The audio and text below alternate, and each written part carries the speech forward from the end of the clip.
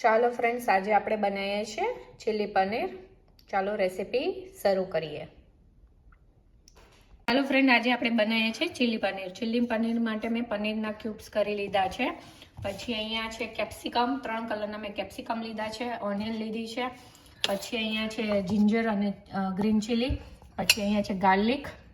પછી આ કેચઅપ છે, આ ચીલી સોસ છે, આ સોયા સોસ છે, સોલ્ટ, પેપર અને કોર્નફ્લોર. પહેલાં આપણે પનીરને મેરિનેટ કરશું, એના માટે આપણે સોલ્ટ, જરૂર પ્રમાણેનો સોલ્ટ સ્પ્રિંકલ કરશું.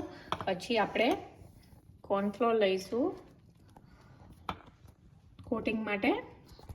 પહેલાં આપણે પનીરને તળવાના છે અને થોડુંક બ્લેક પેપરના સ્પ્રિંકલ કરશું.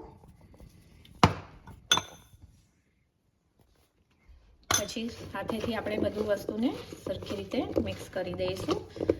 કોર્નફ્લોર આપણે પનીર પર કોટિંગ થઈ જાય તો ક્રિસ્પી પનીર ફ્રાય થશે. કોટિંગ થઈ ગયું છે કોર્નફ્લોરથી. હવે મેં મીડિયમ તાપે ગેસ ચાલુ કરી દીધું હતું ઓઇલ ગરમ કરવા માટે. હવે આપણે આમાં પનીરને ફ્રાય કરી લઈશું. મીડિયમ તાપ પર રાખવાનું, જેથી કરીને બળી ના જાય. જો આપણા પનીર ફ્રાય થઈ ગયા છે, હવે આપણે પેન ગરમ કરવા મૂક્યો છે. હવે આપણે એને વઘાર કરશું. આમાં આપણે 2 ટેબલ સ્પૂન જેટલું ઓઇલ મૂકશું.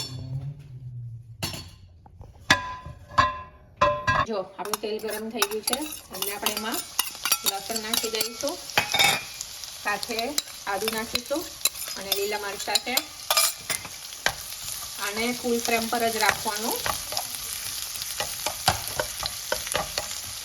પછી આપણે 3 કલરના કેપ્સિકમ લીધા હતા, એ નાખી દઈશું અને ડુંગળી નાખી દઈશું.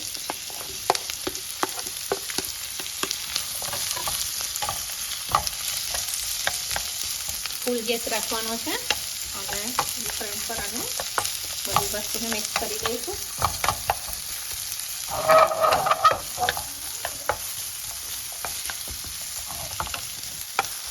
હવે આપણે એમાં કેચઅપ મિક્સ કરીશું, ચીલી સોસ મિક્સ કરીશું. ચીલી સોસ તમારા ટેસ્ટ પ્રમાણે, તમારે કેટલું સ્પાઇસી ખાવું છે એના પ્રમાણે.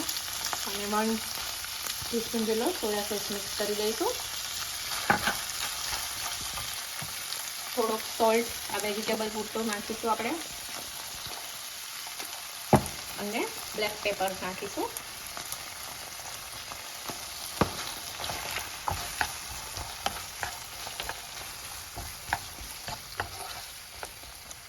પનીર જે ફ્રાય કર્યા છે એ નાખીશું.